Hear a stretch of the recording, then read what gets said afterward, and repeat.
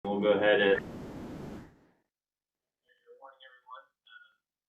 Meeting is being recorded as become our tradition, and we make it available on our website for anybody they can access the public. So thanks for your patience and understanding on that. So we'll go ahead and call the July 21st meeting of the SEDA COG MPO to order. Thank you to everyone for joining us in the room here, and those virtually online or through the phone systems. Our first order of business is customary, the public forum. If there's things we didn't identify on the agenda up front, anybody wants to broach or bring up, feel free to do so now. Mark Schultz has happening to the sound. There you go. You're better now. Okay, thank you, Frank. Sorry about that. Now we just lost you again. How about now? I mean, I can hear you, but the quality you had earlier was much better. Right before they put up the pop-up about this meeting's being recorded, and the minute we clicked OK to that, then you went into like a tinty sound. Okay, yeah, apologies. I know sometimes there's things that kind of go a little bit off the sound and the audio, but I think we're on the maximum levels. And also, if that becomes an issue, ongoing or recurring, let us know, and we'll see if we can get with our IT folks to come up and address that. But I was just saying that the public forum is our first order of business, and if there's anything on the agenda or missing from the agenda anybody wants to bring up, please feel free to do so now.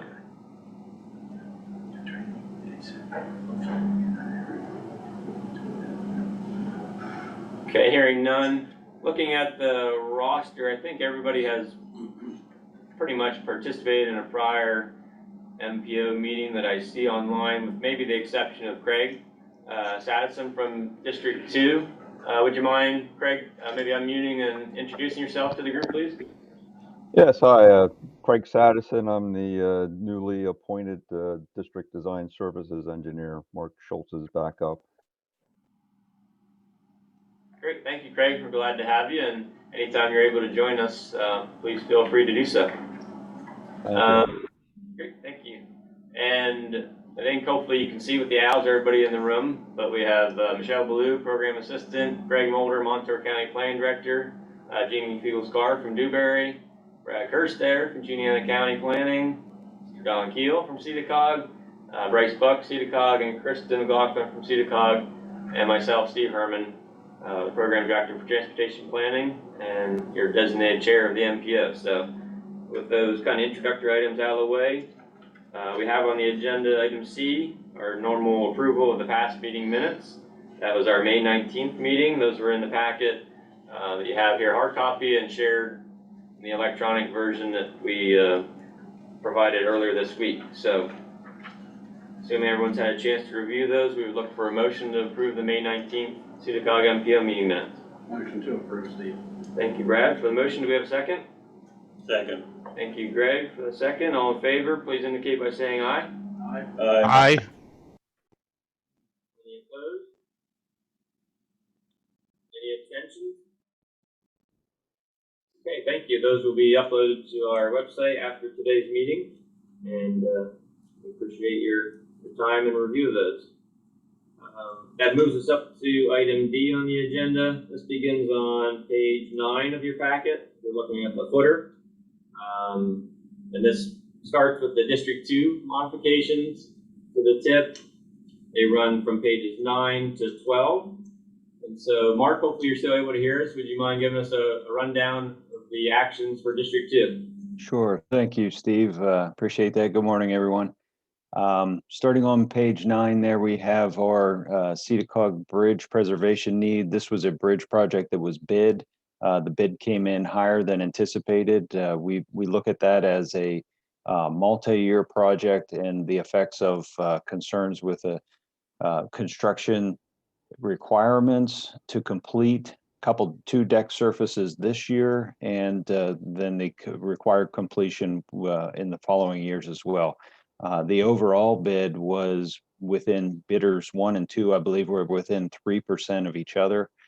So we did not seek a rebid on this. We were able to identify funds available through the Lewistown Narrows Rehab Project.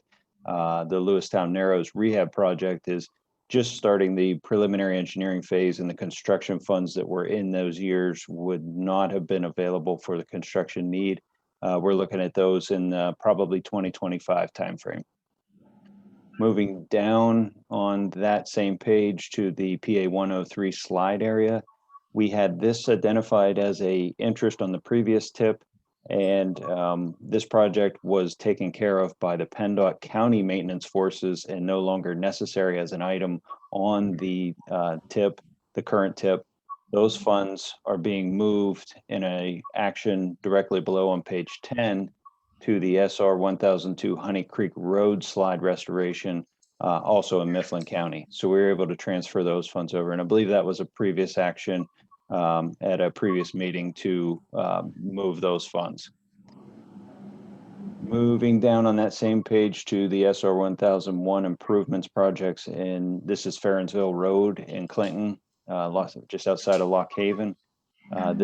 Funds were needed to cover inspection and other oversight costs for the project. On page 11, we move into the Bald Eagle Valley Trail Phase 5. There was a portion of funds that were needed there for the department's oversight. Bald Eagle Valley Trail Phase 5 changed alignments and required some archaeology and some other resources for our department oversight. So there were additional funds needed to cover that interest. On that same page, moving down to SR 120 Westport Fill slide, we had funds that needed to be added to the preliminary engineering phase to cover a railroad agreement. Department has to enter into a agreement with Norfolk Southern for the engineering review of that project.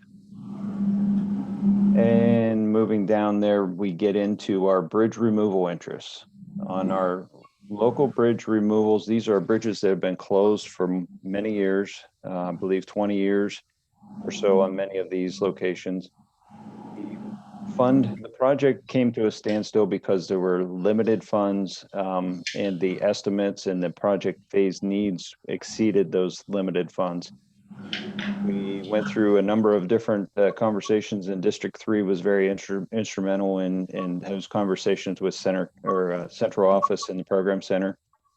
They were able to bring in additional discretionary funds to fully fund all closed bridge removal projects. And with that, we were able to jumpstart and reignite this bridge removal interest. Six or seven of the projects are moving forward with a 2024-2025 construction interest. The others are being postponed out to about a 2027-2028 interest. But the good news is that they are being funded, they are being supported, and we will be moving forward with those in the near future. And moving down to the very bottom, there was a deobligation from a completed project that came back to the tip, and those funds will be distributed out from the reserve line item out to a new project. So that's all I have, Steve. Thank you. Great. Thank you, Mark, for those assessments, and we always appreciate that. Very detailed and thorough. Helps to put more meat on the bones there of what's in the action items and what's occurring with those projects as you identify up front, but certainly as other things happen, contingencies. So thanks for rolling with all the adjustments that were needed there. Are there questions from any of the members for Mark?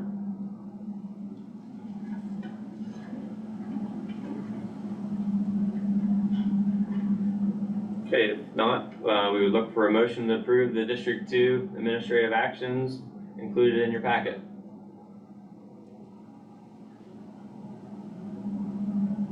Motion to approve, Steve. Thank you, Brad. For the motion, do we have a second? Frank Hampton, second. Thank you, Frank, for the second. All in favor, please say aye. Aye. Aye. Any opposed? And any abstentions? Okay, great. Those have been passed and approved, so thank you for your review and examination of those. Next in your packet on pages 13 to 19 are the District 3 TIP administrative actions, and also to capture the amendments that were approved at the last meeting, since those were adjusted since May 19th with the formal approvals. So those are in your packet, and we'll look to John, if you could run down the District 2 adjustments for us, please. Very good. Good morning, everybody. Can you hear me, Steve? Sounds great, thanks. Very good.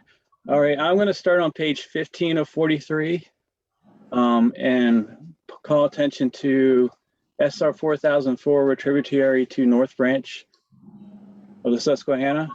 That was a $950,000 cost increase due to the current estimate that we have received. Basically, all the actions before this are the adjustments to get to this $950,000. Moving on, we had a cost increase for railroad AUC. We needed a little bit of extra money to finish out a railroad contract, and we got that from the railroad reserve line item from central office. Could you just explain maybe for the newer members that accrued unbilled cost and how that works for everyone, Okay. John? So what happens is sometimes we'll spend more funding than what we have approved or federally wise. And what happens is the state will cover the funds, but we get hit with an AUC, meaning that the state says, hey, you're supposed to be reimbursing for these and we're covering them.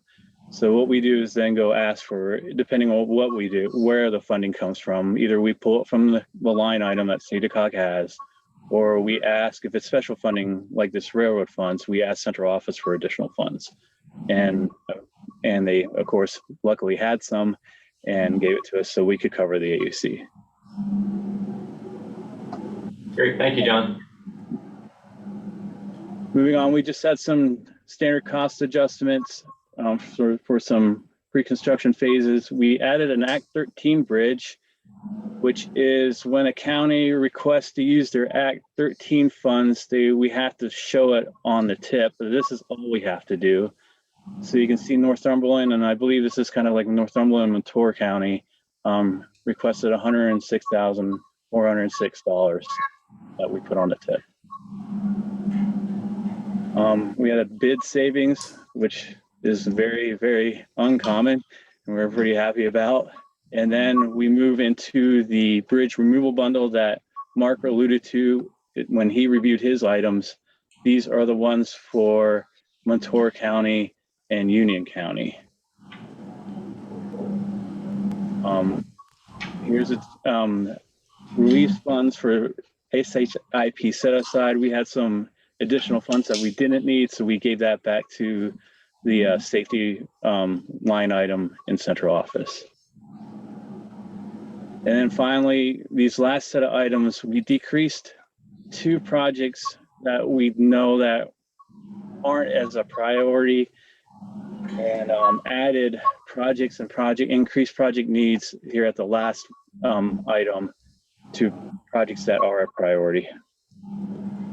And we hope to still hold the projects that we decreased, but we're finding that now we're starting to have to make some decisions on what we're doing and priority wise due to the funding constraints of the current cost climate.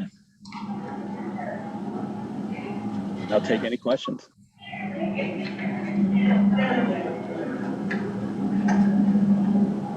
Jonathan, Greg Moulter, on Montour County T308, do we have a date when that's going to start removal? That should be in the first grouping that Mark was talking about. So we're looking at 24-25. All right, thank you.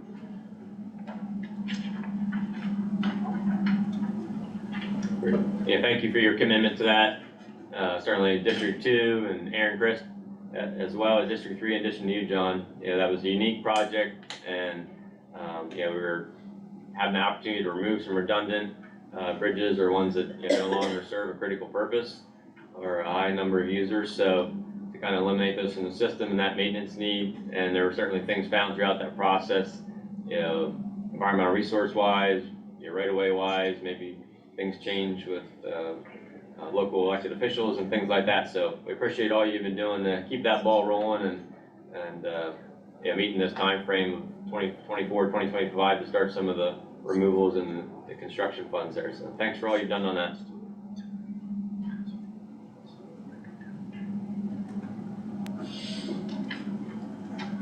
This is Jeff from Pennsylvania Silk. Can I ask a question? Sure, go ahead, Jeff. So this is for PennDOT. Due to our current budget impasse, and unfortunately I have to get off earlier in the meeting, I can't stay on, I missed the beginning. Are there any expected, what's the word, delays in terms of funding that PennDOT will PennDOT be holding up any funds to any programs, or it depends on the programs? I don't know if you can give me a general answer on that or not. I just saw yesterday that they may not resolve the budget impasse until October at the earliest, which was in mainstream media. So I don't know if you can comment on what PennDOT may be doing or something that folks should be considering in their efforts. I'm gonna say that sounds like a Frank Hampton question, but as far as District 2 and what we've been directed towards is that we're continuing with all of our projects, all of our project interests. We're continuing to monitor the situation, but at this very moment, we have no direct impacts at this time.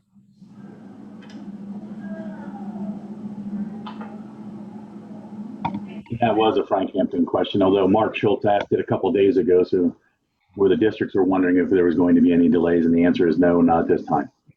And maybe this is a bigger question, somebody higher up the food chain at PennDOT, but maybe not. How about like transit programs and things like that, either where it's state only, where you get state funding, or you have federal pass through? Will those be impacted, or stuff like Amtrak at this point, or you're not sure?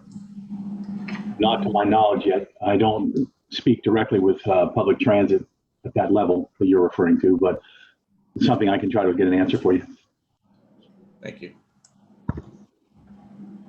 Yeah, hopefully there'll be a resolution there, but fortunately, with the motor license fund situation and the additional federal funds that have been coming in, it's not as probably big of an impact there. It sometimes can be administratively or human resource wise, but we're glad at least with the funds that are coming in to complete these projects. And John, we were very pleased with that good estimate you had on the one project there. It was pretty considerable. So hopefully that trend continues for many others.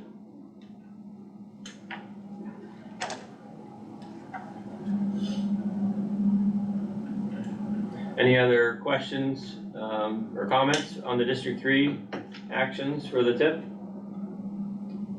And if there are not, we'll look for a motion to approve the District 3 administrative actions as included in your packet and presented by John today. Move to approve. Thank you, Greg, for the motion. Do we have a second? Second. Thank you, Lincoln, for the second. All in favor, please say aye. Aye. Aye. Any opposed? Any abstentions at all? Okay, great. Thank you for that, for your review. And I wanted to call your attention here, if you hadn't been clicking on it from the link, we do have a web map that Bryce has prepared now for the TIP adjustments. Hopefully you're using that, clicking on it, and finding it helpful.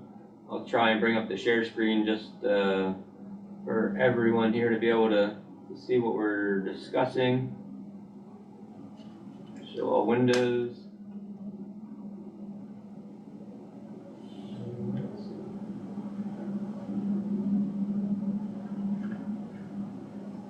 Find the browser. Okay, I'll hit share. So when our agenda packet goes out, within that we have the normal staff report, and we highlight this and we share it in the body of the email.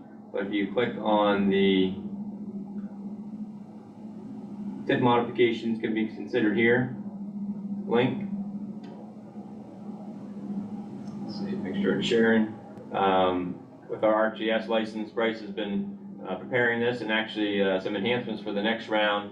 That'll be point features that you'll be able to do a lot more searching and filtering, and pull up the project details right through here. You don't have to go to a separate system, and it takes what you have in narrative or text form, and hopefully it'll be more useful to all the members and everything. So we're pulling the information from PennDOT's databases, and you'll find that in the pop-up windows that occur.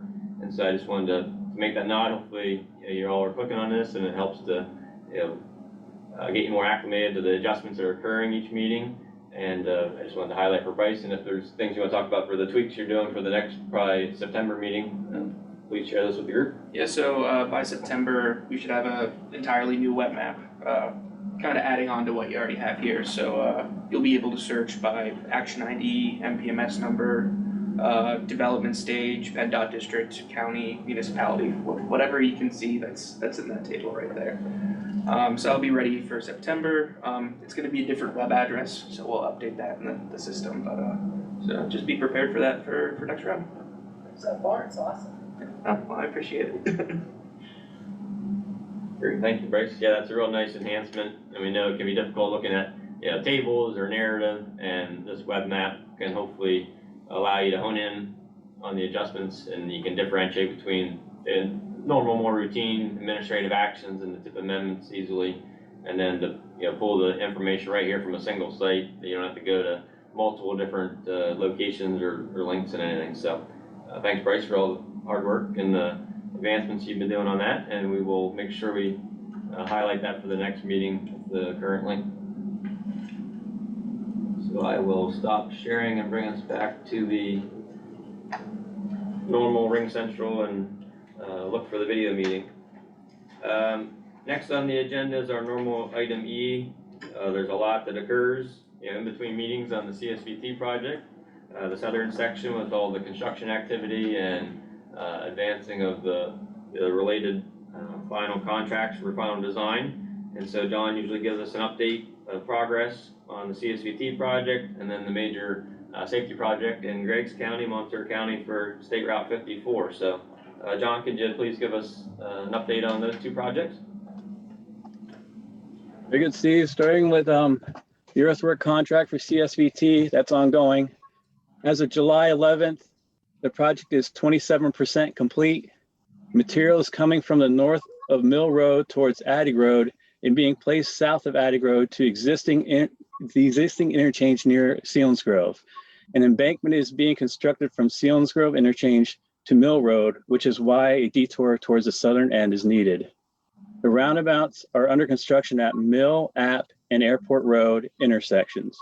The detour for Mill, App, and Airport Road started July 8th. And this is from Ted Deptula, who's our ACE construction manager for the project. The first week is an adjustment period for drivers, it seems. They question if the detour really is in place and find out it is. Then they have to hurry and get to where they are going. After the first or second time though through, they adjust their route and time they need to go to where they are going. PennDOT has also learned from the drivers' expectations during the first week and are making adjustments. Some signs were adjusted and additional signs were ordered. Large pipes up to 96 inches in diameter are being installed north of Attig, one on each side of the old quarry. Concrete crossings were constructed at Attig, Settler, and 11th Street recently. Material can now be moved from one end of the project to the other. Earthwork is progressing near Park and Fisher Road, Settler, 11th, and the northern end of the 61 connector. Park Road will be detoured in August to realign Park Road and Colonial Drive. That detour will last approximately 5 weeks. Then Fisher Road will be realigned. The substructure abutments and pier for Sunbury Road, excuse me, for the Sunbury Road Bridge is being constructed. Beams will be set next month. Whew, that is all I have for the earthwork contract. Is there any questions? All right, moving on to the structures contract. The project bid package was advertised on July 7th. For a project of this magnitude, we typically allow a couple of months for the contractors to review our plans and specs and prepare their bids, and we will be interacting with them somewhat over that time. We anticipate the opening bids and ultimately award the contract this fall, with work to begin in 2024 and finish by 2025. And that is all I have on the structures contract. Any questions? And finally, go ahead. Just want to give you kudos. I know there's been several rounds of outreach with local officials, with ENS, emergency service providers and everyone, and you know, all you've been doing to kind of stage that construction activity and make sure everybody has the current mapping. I think it's been going pretty well from what I've heard. And like you said, there's always an adjustment factor for the motorized public out there, but thanks for all that advanced coordination you've been doing with the local elected officials and school districts and everyone. Yeah, but I gotta, give my props to Ted Deptula. He's, with the northern section, I think they've gotten a pretty good pattern down of how to attack the southern one as well. So it seems to be going pretty well. And so finally moving on to the paving contract, we have primarily been focused on finalizing access modifications required for properties adjacent to the interchanges, coordinating with the affected landowners in those areas, and identifying locations along the existing roads where the right-of-way will need to be widened. We are also making progress on some of the many other aspects, including the design of the drainage features, signs, pavement markings, guide rail, traffic signals, highway lighting, and temporary measures to control traffic during construction. Overall, we're around 45% complete with our design work for this contract, but that percentage will begin to increase more steadily starting this fall with the structures contract moving towards bidding. We continue to anticipate opening bids for the paving contract in late 2025 or early 2026, which will ultimately allow the southern section to be open completely to traffic in 2027 as planned. And that is all I have for the CSVT update. I'll take any questions.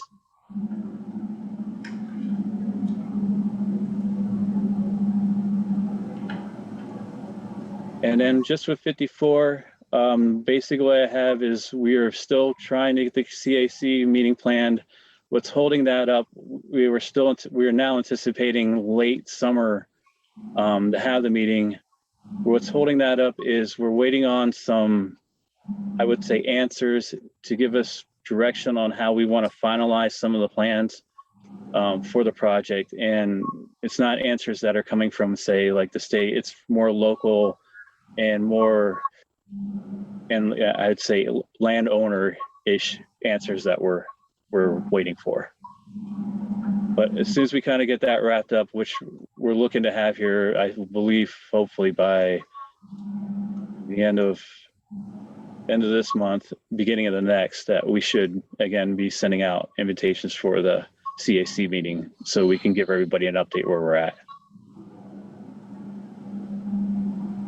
Jonathan, are you looking at giving an update, or are you looking for more input from the community? Right now, it's basically what we're waiting on is, if just to dive into it, is the main thing would be lighting. There's just been questions of, as always, responsibilities, and we're getting that. We want to get that ironed out completely and have it all in writing and signed off on before we move forward. Okay. And then the other issue is with landowners that, of course, with agricultural or say cemeteries, that's the only thing we cannot condemn. So we need to make sure we have concurrence from the adjacent landowners. Okay. I was hoping you weren't asking to go back and have the community rethink their plan that we took so long to put together. Nope, not that. We just want to make sure we have our plans final, to a most finalized state, especially tying up these loose ends. We're still looking at a 24 let and a 25 completion? Yep, we are. Thank you. Well, I wouldn't say a 25 completion. I think it's going to be 24, 25, and 26 with a 26 completion. This is it's a significant project.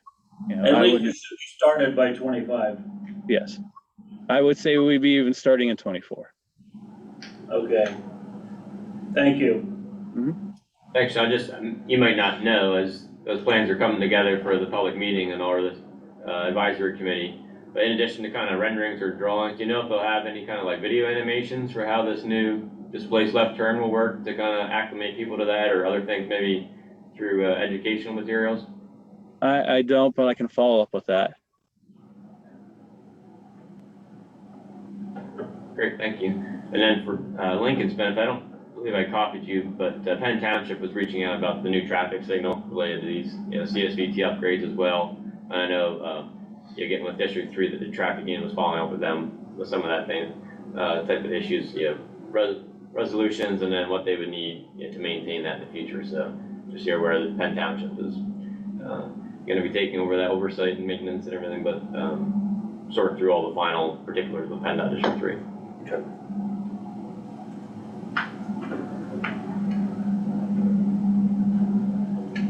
Okay, John, thank you for the highlights on those two major significant projects within the region. Any other questions on projects outside of that anyone has today?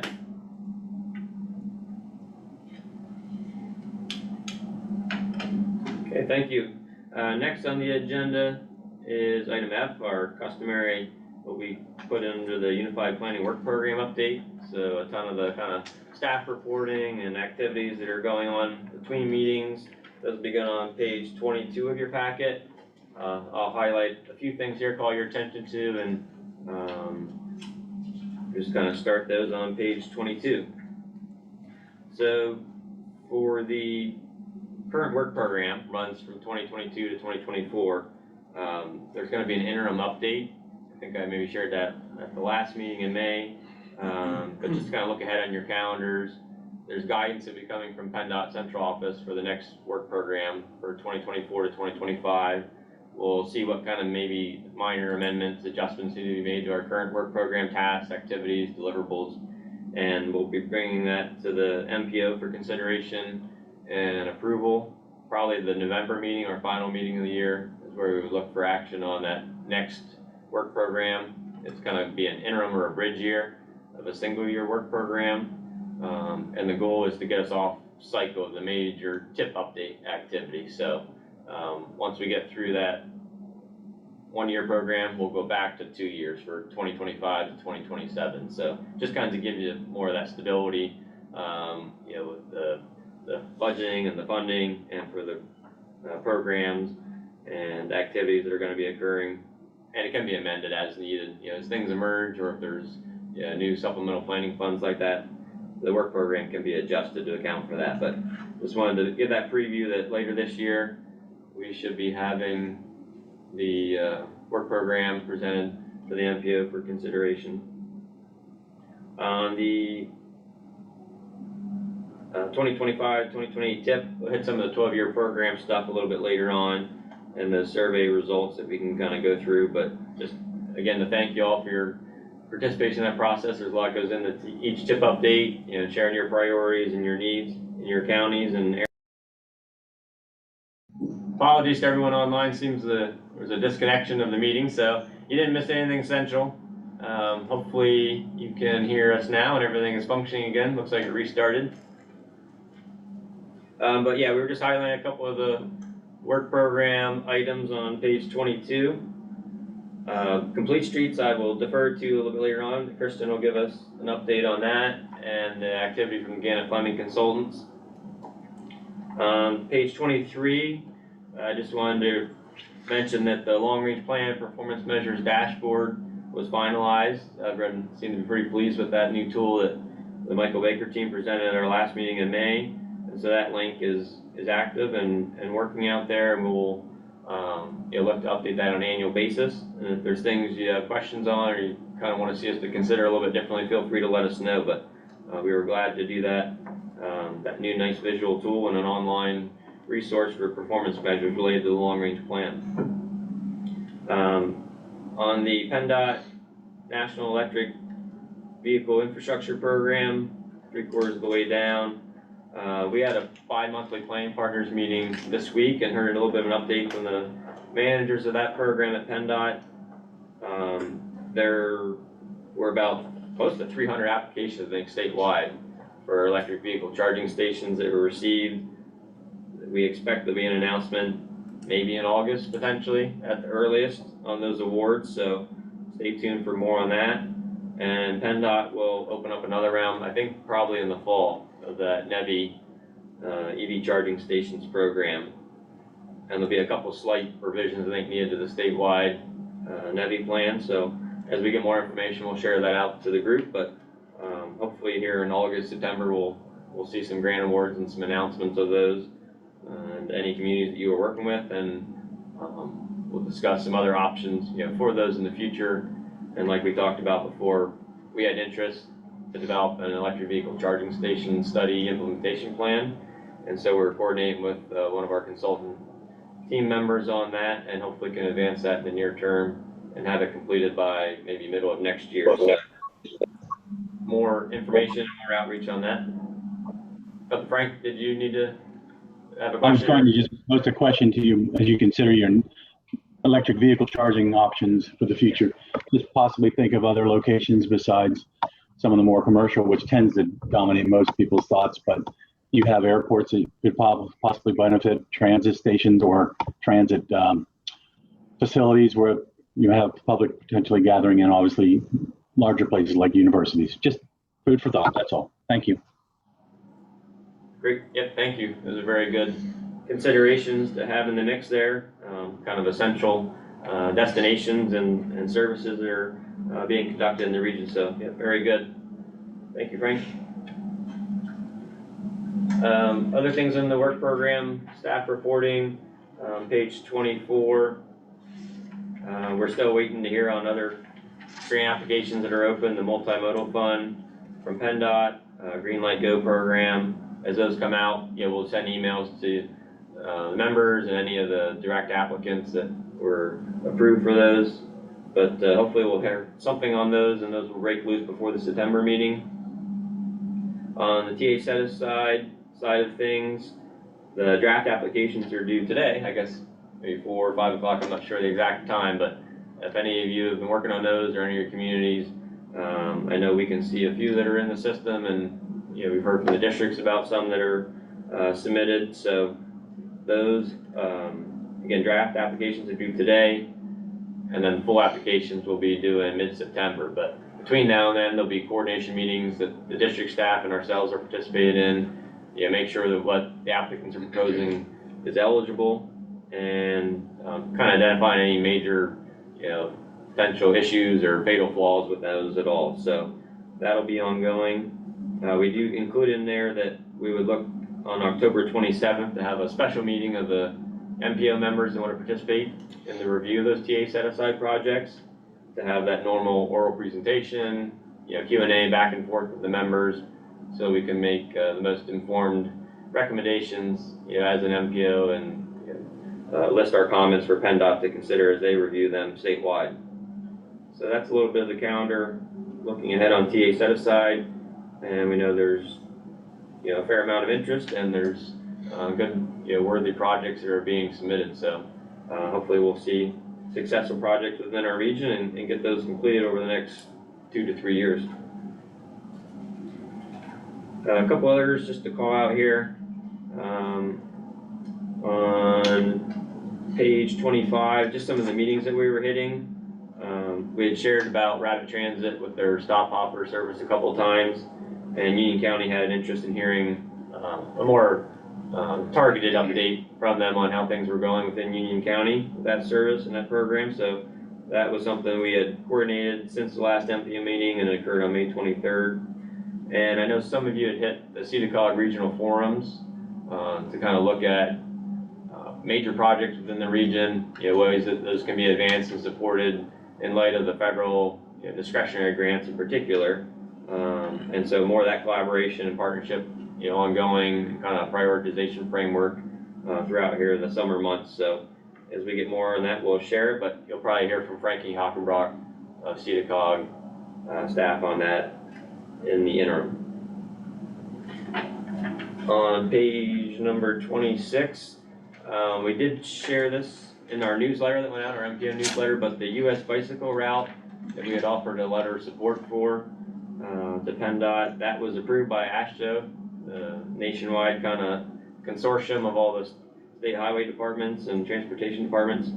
And so we're glad that's been added, US bicycle route 11, to crisscross Pennsylvania and connect with the New York and Maryland pieces. So there's a digital map on that link there that we had shared, and PennDOT will be getting it in their web map system as well. So they draw some more interest, more bicycle tourism, and hopefully some good positive benefits to our communities and businesses as a result of having that designation as a US bicycle route. And the newsletter, I just wanted to mention, I think it may be our record. Last I checked, the opens for our summer MPO edition were close to 50%, and we have about 300 people on that distribution list. So we're glad to see folks are clicking on that, opening it, and viewing the news items and links that are included therein. So if any of you aren't getting that, feel free to let us know, but we try to make that pretty comprehensive with our quarterly MPO newsletter editions.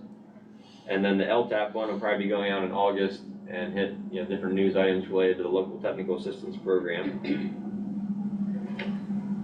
And I think those are the items I wanted to highlight, and then I'll just mention a couple other staff here before any other questions. But Bryce, on the critical facilities, major employers, and HPMS, if you can kind of give folks an update on that, please. Yeah, so at least for major employers and the critical facilities inventory, those are finalized for the MPO by county. So I have those just in a GIS. So if anybody's interested in having that, on file for any reason, I can send that your way or to your GIS analysts.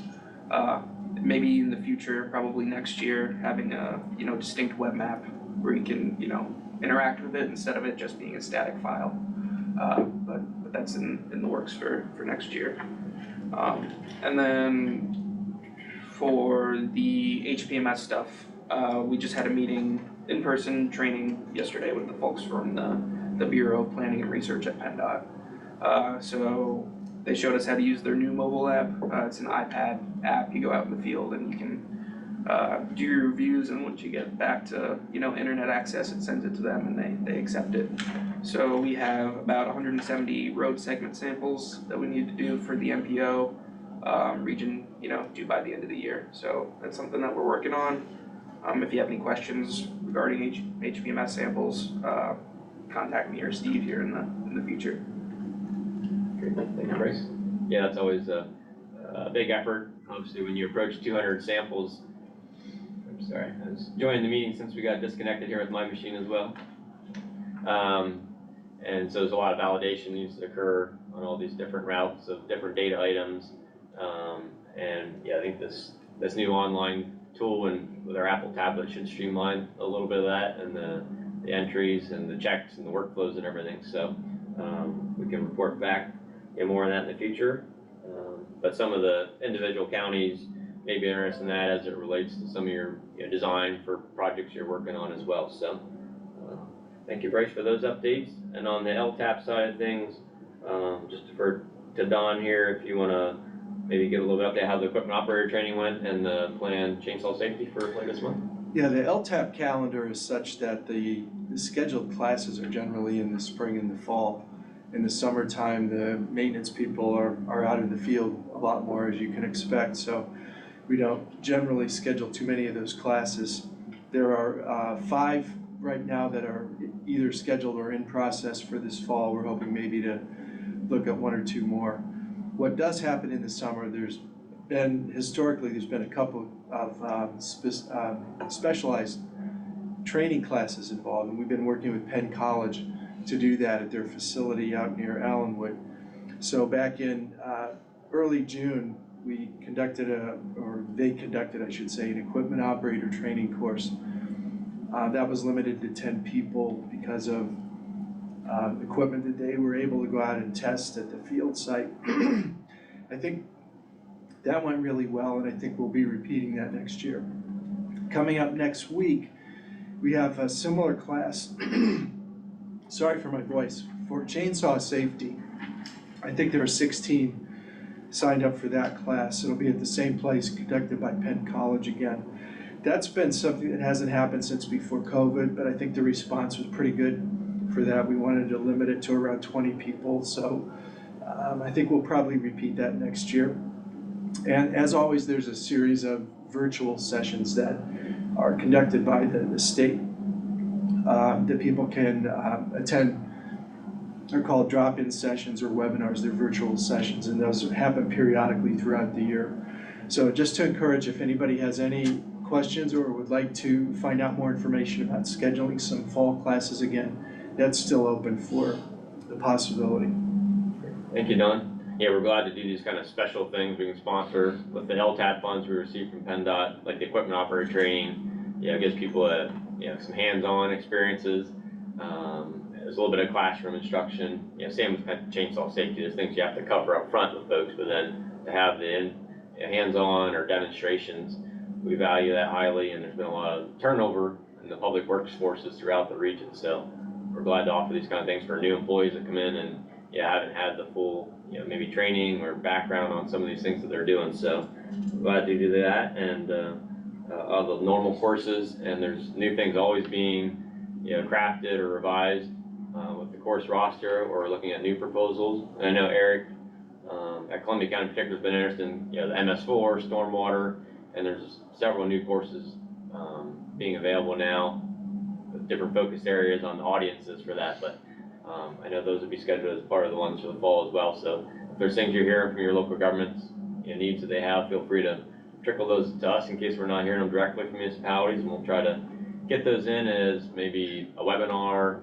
a drop-in session, or a full course in the future through LTAP. And again, like I said, the newsletter probably in August. Most of you should be receiving that, and certainly all the municipalities we have emails for, but if you need that information, let us know. Any questions on the items that were in the normal staff report from anyone in the room or online?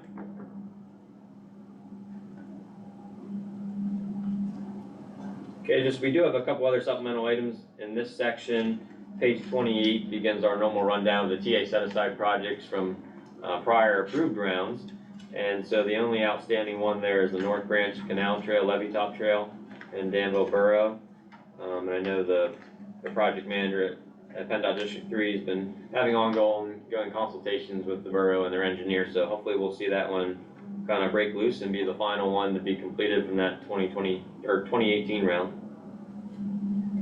So we'll update those milestones as they come in.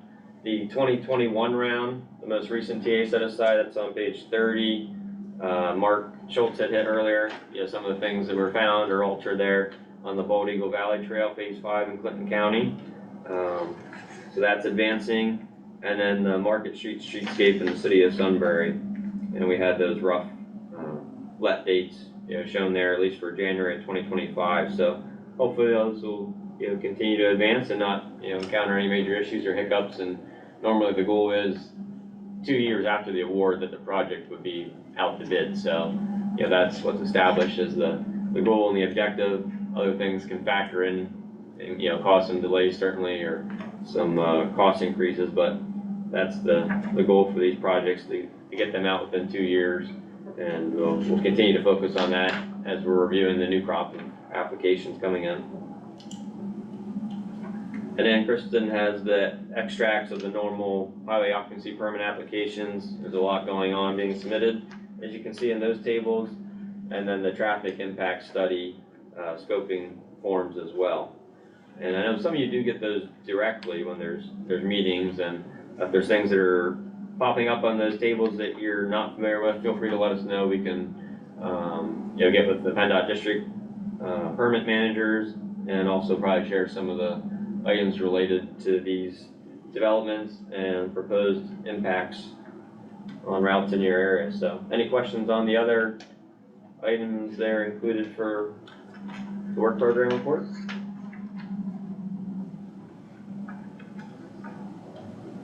Okay, hearing none, we're progressing right along to agenda item G. That's the 2025 12-year program update. There's a printout for those you have the hard copy, and those online. It's page 35 of your packet. Taking a look at the results from the region. So the public comment period from the State Transportation Commission ran from March through the end of April, and there were 10,573 surveys completed statewide, which is a new record, so that was great to see that level of participation. Over 3,000 people had hit the online public forum that was held back in April on the 12th. And we have in here the kind of summary snapshot of our region's results in your packet. As you can see, there were 150 mappable transportation issues identified by the public. I could bring up, if you want, or the link was there in your packet, the interactive online page that the state has, where you can click on the individual points and see what was submitted. You can see the breakdown like on the below section there, the number of roadway, bridge, and so forth, that the public had entered in as concerns or issues they had. So 150 of those were located within our 8-county SEDA COG MPO region. And Bryce will be working on some of the typical kind of cluster analysis we do for the TIP update cycles to look at those and some of the groupings, and evaluate those as part of the 12-year program update. But the actual surveys that were completed from our region, there were 185, I believe. So some people did not identify, on the map and click on those sites issues that they had, but we had pretty good, strong overall participation in the survey. 186, survey participants. And page 36 kind of gives you a breakdown of those. Majority are kind of, I guess, middle-aged, 45 to 54 demographic, and 55 to 64 years of age, just in terms of the composition there. Most of them are driving alone or using walking or biking as their top transportation modes.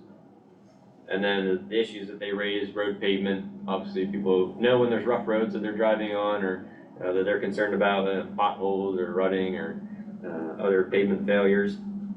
And bridges being number 2 from within our region.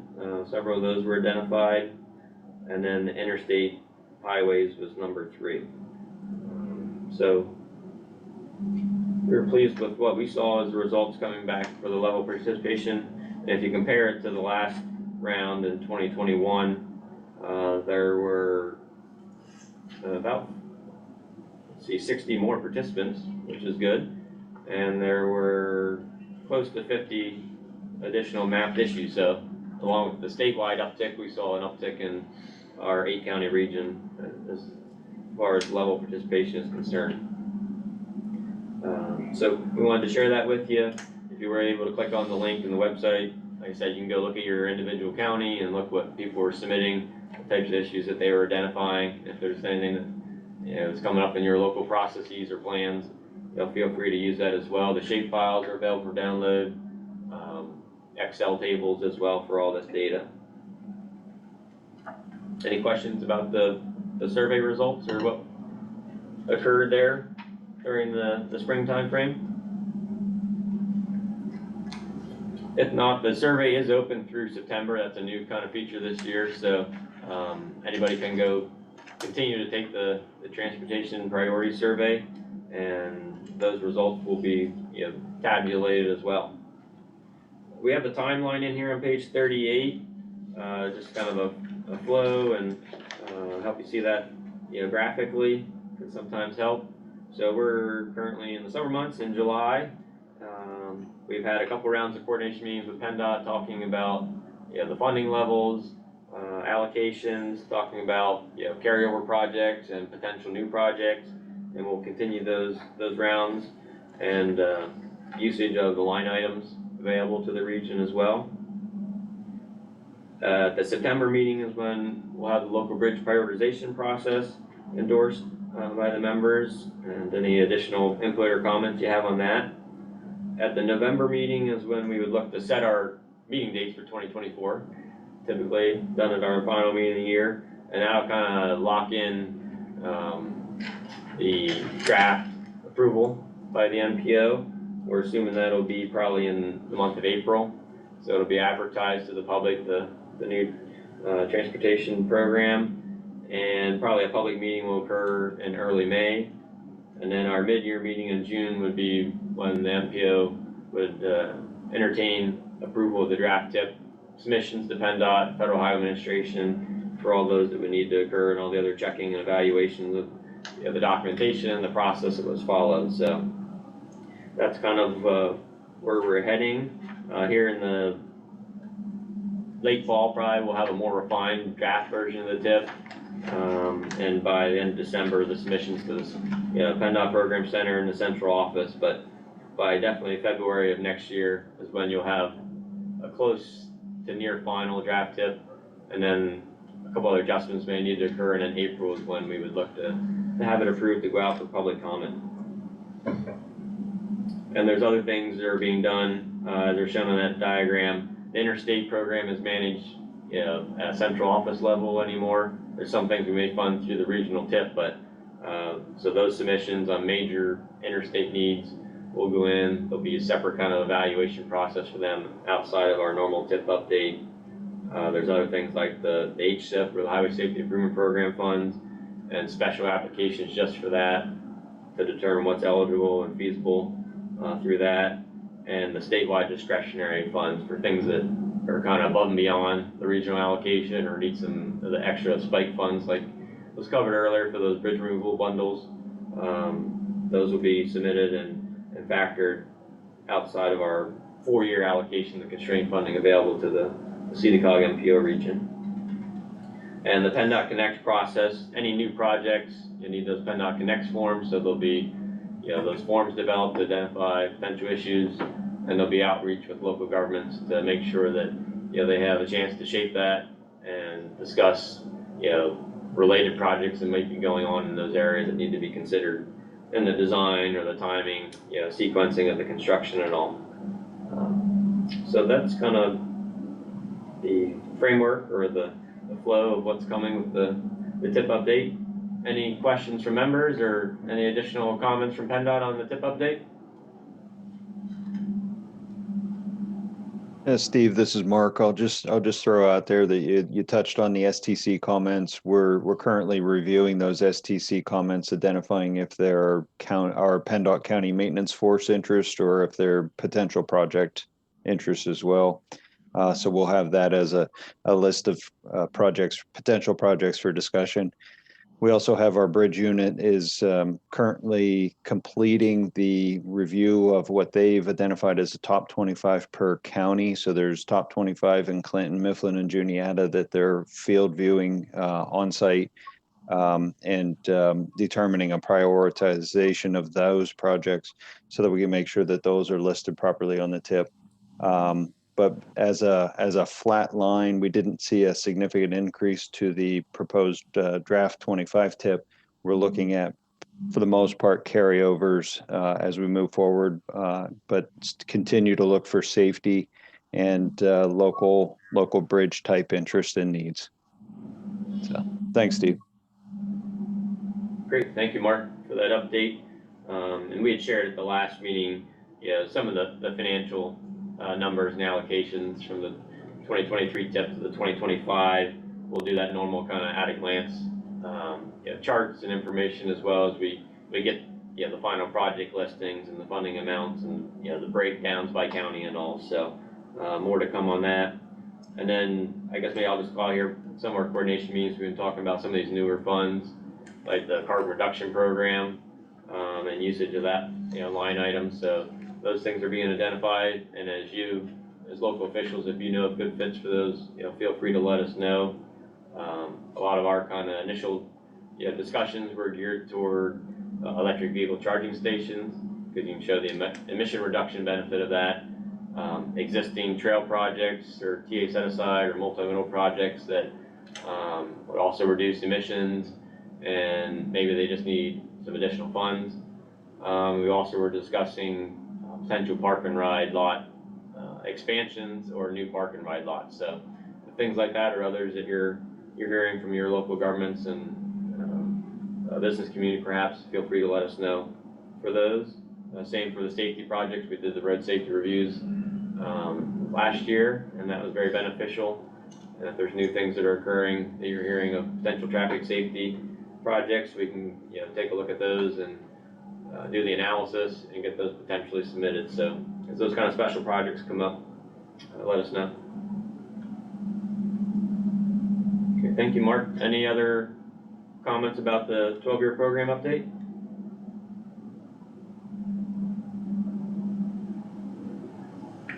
Okay, thank you. Well, there's a related item here on our agenda next. That's the local bridge prioritization process, agenda item H, and that's going to be a verbal from Bryce describing what's been occurring since our last meeting in May on the local bridge side.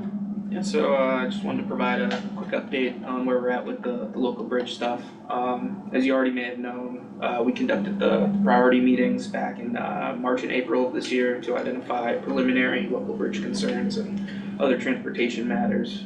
We finished these meetings about halfway through April, and everyone should have gotten their finalized meeting notes by now. So if you didn't and need a copy of that for your accounting, please let me know after the meeting, and I'll send it to your email.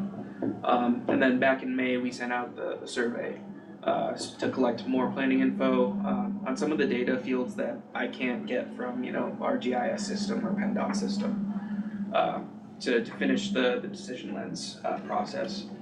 So I wanted to thank everybody who took the time out of their schedules to fill out those surveys for me and help us with that step. It's greatly appreciated. I'm still making we're still missing a few data points from certain counties, so I'll be in contact, probably next week to fill those out, probably by phone or email, just to fill in the cracks of those missing data points. So currently in the data analysis, GIS part, quality control, stuff like that. So supplementing what we collected from those surveys, the meetings, putting it into a GIS and making sure the data is cleaned before we put it into decision lens. So once I get that data, this decision lens scoring process will pretty much be complete, and we'll move to double checking, triple checking, quadruple checking all of the data, just making sure it's all correct. So after that, we'll move forward and ask for endorsement of that list by the NPO at our next meeting on September 15th. Does anybody have any questions related to the remaining steps or where we're going forward with the process?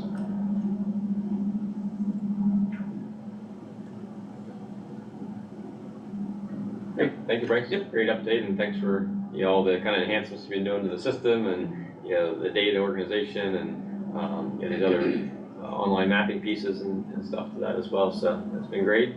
And the decision lens tool that we've relied on. There's some newer features we're exploring or investigating there as well that we can use, and how that integrates with other software. So we're trying to leverage that and maximize that, and appreciate all the investments you do, and identifying your local bridge needs and trying to advance those. And what we're doing with the scoring process and through the tip, certainly doesn't deter or prevent any of the multimodal fund applications or discretionary projects being pursued. It's just a way to look at the bridge funding that's available on the tip and how to prioritize that, and also our normal kind of retroactive reimbursements that are explored and considered as well. So, but other things can certainly occur. There's needs that come up, and there's major land developments and things that occur in between the major tip updates. So those can all advance and be pursued for other kind of discretionary pots of funding. So next is agenda item I. We didn't have any items in your packet related to this, but Kristen will give us an update on the Complete Streets planning and the activity with the consultant team, the work order we have with Gannett Fleming. And then we did receive this morning some slides from Michelle Brummer at Gannett Fleming. We can bring those up toward the end as well. Or I'll start the share screen, but please go ahead and begin, Kristen. Sure. So as you are aware, in March we began a work order with Gannett Fleming on the Complete Streets program. This is to develop standards and policies for the MPO, as well as a template that municipalities could use if they're interested in adopting any type of Complete Streets policies in their community. And in addition to those items, we're also working with the town of Bloomsburg with some Complete Streets technical assistance that's mostly geared towards their petacycle ordinance. And we had a kickoff meeting for that effort on July 11th. And I expect that probably for the September meeting, there will be a draft of some of these documents for MPO's consideration and comment on. As Steve mentioned, we do have some slides from Michelle, and I believe Michelle's on the line if she wanted to talk about them. Sure, thanks, Kristen. And apologies that this came in late this morning and didn't fit into a prior prepared slide deck. Just the next two slides are really sort of content, a little bit of overview, a little bit of preview about what's in our first deliverable for this work order, the MPO policy or Complete Streets policy for the MPO. And this is just a framework for how to think about complete streets.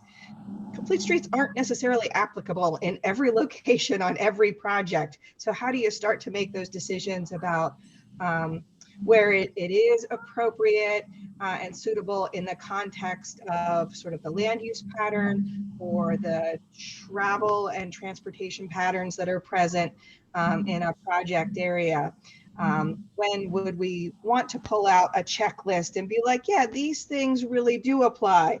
Maybe it is about bicycle and pedestrian. Maybe there's some circumstances where it's bicycle only, given sort of the nature of the project location. So we have 2 documents that I expect to submit very soon, and we'll review those with Steve and Kristen and Bryce first to make sure that it passes their review before it gets shared with the MPO. But 2 documents, one being the policy itself, and that's sitting at about 6 pages right now. I don't expect that to get longer, but that's the what to do and almost some of the shall language and ought to consider sorts of things in the policy document. And then we have a separate kind of research documentation kind of thing. We did take a look at a number of other MPOs in terms of their existing policies or the research that they're looking at, et cetera. And we thought it would be helpful to document what we looked at, what we used, and what might be useful sort of in a future update, given that this is a first policy, still an emerging area of transportation planning, I think in terms of practice, particularly in MPOs like SEDA COG, that have sort of such a wide range of contexts, a wide sort of range of possibilities for how they might think about complete streets. So 2 documents coming your way. Let's go to the next slide. The policy document, as I mentioned, there's the elements listed here on the left. This is the elements within that sort of 6-page document that you will see relatively soon. Some general language around vision and goals, what are the activities associated with complete streets for our planning projects, applicability, as I've already kind of talked about, roles and responsibilities. Who would be involved in sort of talking about these things and making giving input to say, yeah, this is really relevant here, or maybe it's not relevant here. We don't want to waste time or resources in something that just doesn't truly seem to be applicable. There's a complete streets checklist to help sort of create a 1-page as we're headed into a project. These are the things that ought to be considered. That's a piece we're finishing up today and will become part of the report. And as I said, resources are documented throughout. A little quicker here on sort of 3 contexts we've identified across the region to help sort of give those slightly different frameworks for application.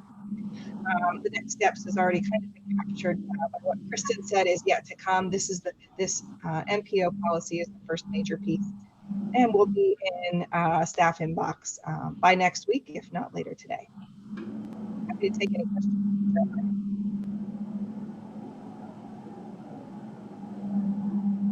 Great, thank you, Michelle, for that overview. All the analysis, certainly there's been a lot occurring the last couple of years, and with the bipartisan law, the big push and emphasis on complete streets. Obviously, we've been in tune with that and working on it kind of individually, but this is really an approach to mainstream it, get a formalized policy in place for the MPO and support it across multiple fronts of what we do is transportation planning organization, projects that are being developed.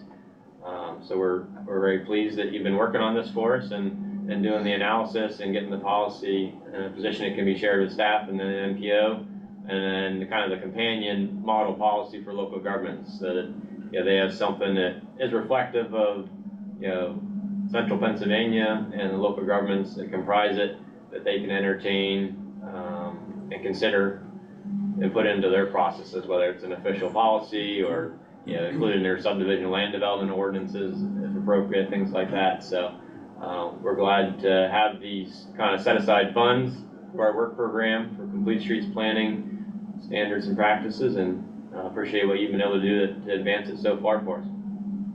My pleasure. Is there questions from the group about kind of those next steps? As Michelle said, we'll be getting into staff here near term, and then review, maybe have some additional comments for Michelle's team. But as long as we share it well enough in advance of the September meeting and get a more formal, presentation of this. Is there any objections to looking as that to be the time to adopt the complete streets policy? Do you think you need some more time, more lead time, or at this stage, as long as we share the advanced model or policy, probably at least a month ahead of time would be our goal to members. Do you think that you have a comfort level that September would probably work, or do you think you need more time based on what you heard so far? I think if you give us a month, that'd be more than enough time, in my opinion. I think so. Should be enough time to take a look at it and see what we think and provide any comments. Thank you. That'd be our goal then, Michelle. So probably by mid-August, we can share it out with the full MPO members to have them take a look at it. And as you said, it becoming us probably as early as Monday. So I think that should be achievable. Great.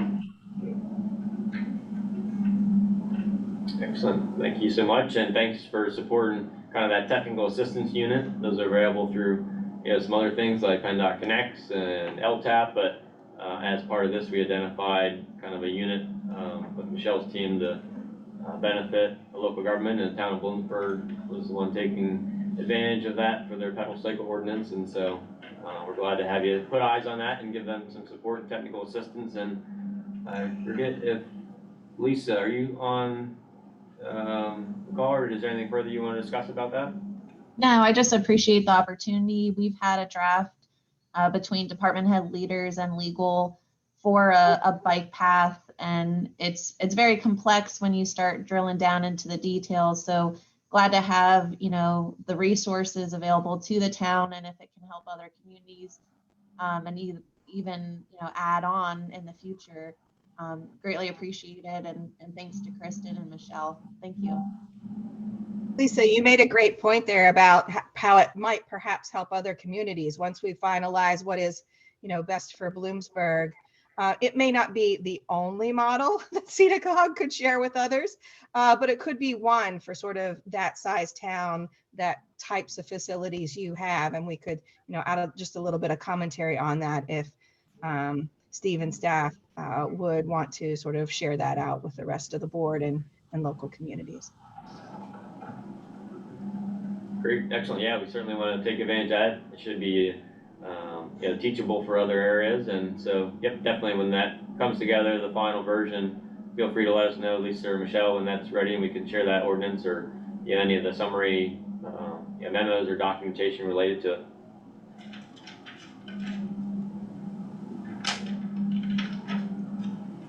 Great, thank you. Yeah, so we're plugging away with that, kind of the 2.5% set aside for complete streets planning over this work program. And so you'll have more things will be presented to the group. The draft policy here first off, and then the draft template for local governments, and then the results of the specialized technical assistance for the town of Bloomsburg.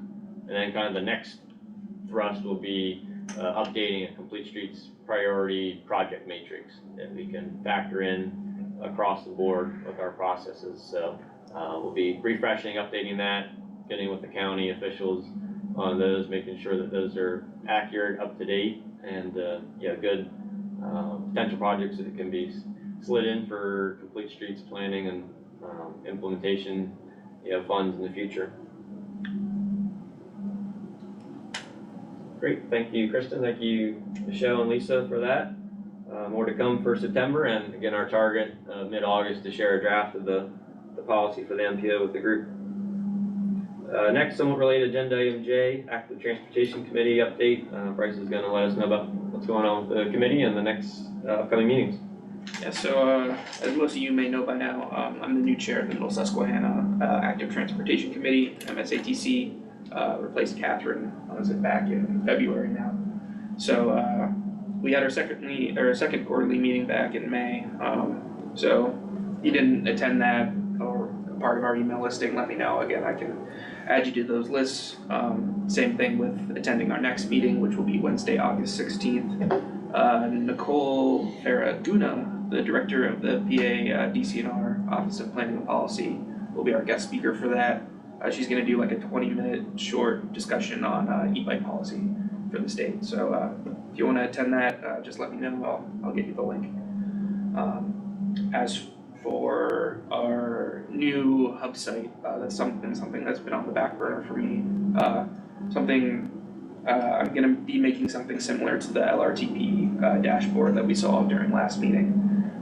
It's going to act as a repository for information on the committee, hold resources for members, and just act as a way to connect MSATC to the general public, which is something we haven't really done, as far as I know, in the last couple of years since it's been a thing.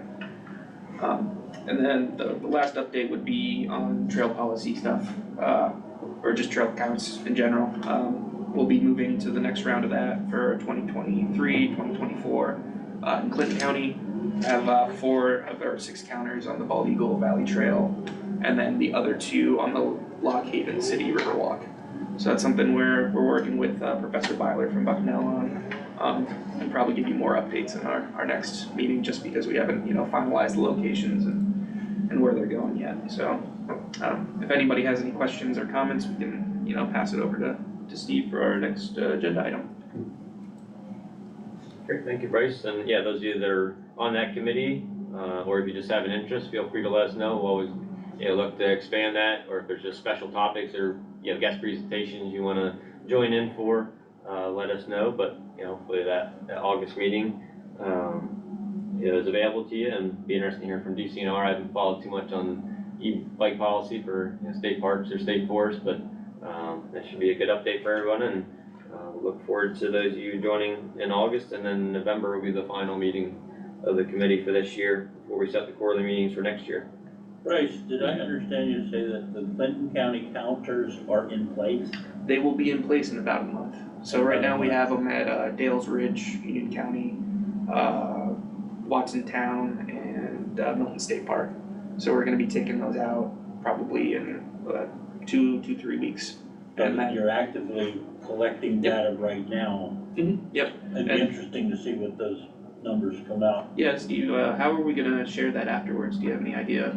Yeah, rather than us having to generate, there's kind of a web portal, data analysis portal with these devices that we purchased. So it'll, once we do the download, we've never done it before, but Michelle, Professor Byler has, she's going to come in mid-August, the 14th, and walk through that with us. And then we'll be able to have those charts and tables that we can share with the full MPO members. And obviously we promise that to each of the individual agencies that allowed us to install them. So the state, Milton State Park, Watson Town Borough, and then Maryland Conservancy. So we'll be providing them with summary items as well. And we can probably put it in future newsletters, social media, and make sure we advertise it that way. That it'd be interesting to see the activity levels that are being at these places. Yeah, so we'll be expanding that to Clinton County for next year. So that's also something that I'd like to add to that hub site once we get that working. Again, that's been something more on the back burner. Once we get another intern, that's probably something that I'm gonna help work with that person to accomplish. So something more in the fall. And there were 6 counters. Our goal was to touch and get them out in all the counties. The initial one was right here, kind of close. With the 3 that it was deployed to, and then the next wave in Clinton, and then Mifflin, Juniata, Columbia, Montour would be the next ones. Well, as a new process, you got to start somewhere, and good close to home. Yep, and where we have the posts already out there, we would probably go to the same sites if we get to it, in future calendar years, or if more equipment's purchased. That way, and you can do a comparison and see over time, what are the usage data. Compared to the 2022-23 for this current crop, when those are deployed in the future, we can get some of that evaluation going on. But the initial thing we've been doing is try to keep them out for a full year at each site. So again, if there's other recommendations of locations or trails or other bike ped facilities that folks have, feel free to let us know. And there's just a real basic, like, 1-page agreement that we share with each of the landowners or responsible agencies, and that's all we essentially need to move forward. Thank you, Bryce. Thank you, Greg. Next is our member forum, agenda item K. We had some interest items in there, as we typically report on. A lot of those are notice of funding opportunity, wise, since there's been a lot of federal discretionary grants issued since our May meeting, or we're still open since then, and those are identified in your packet here for today. Feel free to check those out. Share those with potential project sponsors that you're connected to.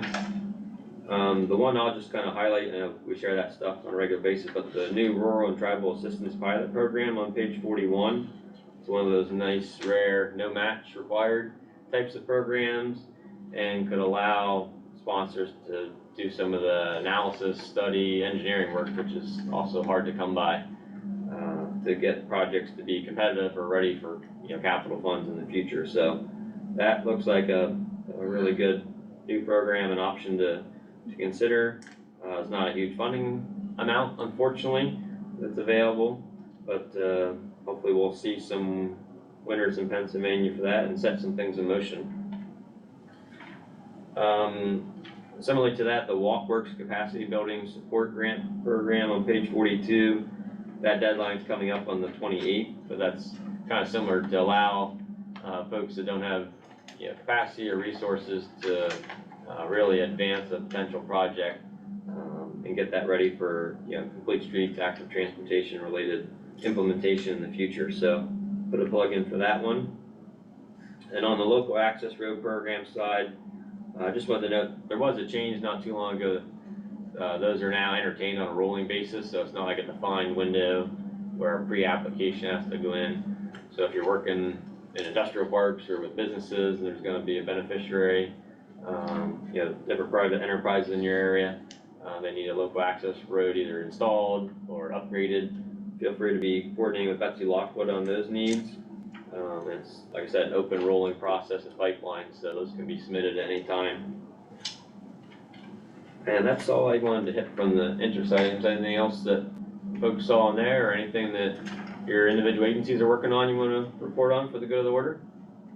Steve, on the Rural and Tribal Assistance Pilot Program, I just wanted to note that the guidance seemed to be very specific about it was first come, first serve. So if you are anticipating applying for any of those funds or looking into it, it appeared that the earlier you're in that process, the better, versus there being a specific deadline at which time they'll start evaluating projects, that they will be evaluating them on a rolling basis. And once the money is allocated, it's allocated. So it's better to get in there early.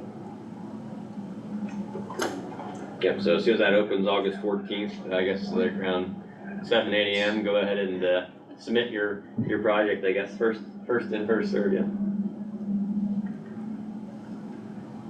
Anything else folks have questions on or comments about other activities that you're working on?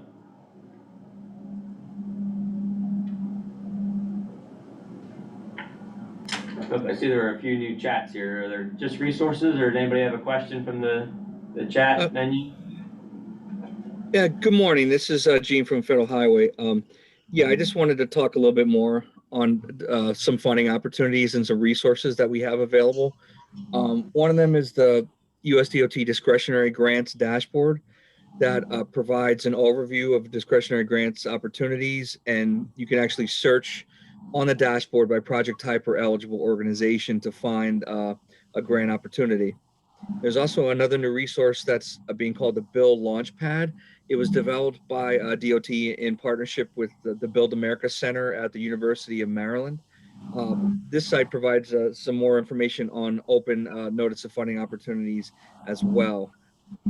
I also posted in the chat, in addition to links for those two resources, the current calendar of upcoming funding opportunities, and just a couple that we believe are coming soon that I wanted to kind of mention real quick is we're anticipating that there will be the Bridge Investment Program discretionary grant coming later this summer, as well as the Thriving Communities program. And then what's listed currently as coming in August is the Strengthening Mobility and Revolutionizing Transportation, or SMART for short, the SMART Grants program. So you can check those links out there, and if you have any questions, I'd be happy to get some more information for you. Just reach out to me, and I'll get back to you on that. Great, thank you, Gene, for sharing those resources. There seems to be more and more tools being developed, so local governments can understand and navigate the system, more seamlessly and more efficiently. So thanks for sharing those resources. On the bi-monthly planning partners meeting, it was mentioned about some of the upcoming things like with the August redistribution. Were those prepared or formalized, by USDOT? I hadn't seen a memo or a letter on those, but are those forthcoming? I believe right now, Steve, that we're working with PennDOT Central Office on soliciting a list of projects that they're trying to move forward with August redistribution. So I don't know if Frank has anything else to add to that at this point.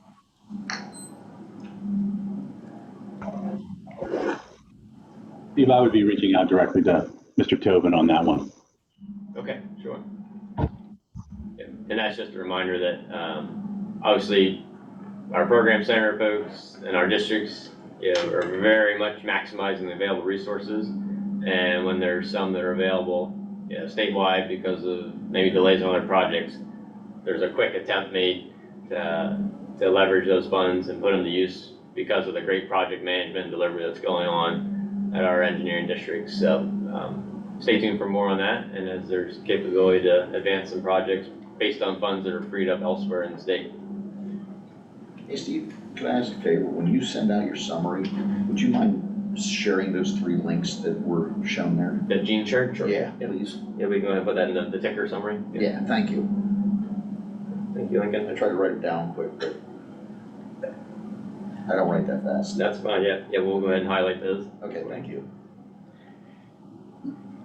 Yeah, Steve, just to follow up on what you said, yeah, I mean, Pennsylvania is one of the best states in the country as far as taking advantage of those opportunities that are available with the extra funding that can come available from August redistribution. So, yeah, PennDOT definitely works and does a good job on securing as much funding as they can for this thing that happens every year. And it, like you said, it gives an opportunity for certain projects to advance or to get more funding than they might otherwise have to be waiting for until the next tip comes around. So it's definitely a good process, and we look forward to working continuing with PennDOT to help them with the August redistribution process and getting those projects advanced as much as they can.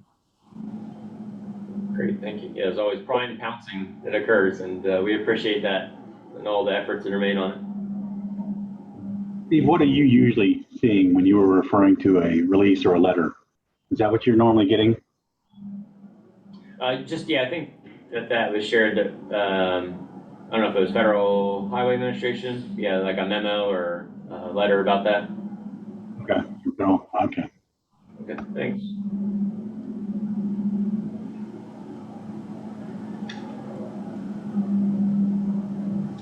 Okay, anything further? Well, we really appreciate everyone's time, and if there's interest, we would entertain a motion to adjourn. My clock's showing at 11:02. Is there a motion to adjourn? We got you. Great, thank you for the motion, Lincoln. Thank you for the second. Thanks everyone for joining us. We'll reconvene on September 15th and hopefully see you then. Thank you, everybody. Be safe. Thank you. Thanks, Steve. Okay. Michelle, could you Did copy you those give me an answer? comments? Your county has Just comments with the link county and email them cemetery to me. plot. Sure. I don't believe so. The question Ticker. came up, our county coroner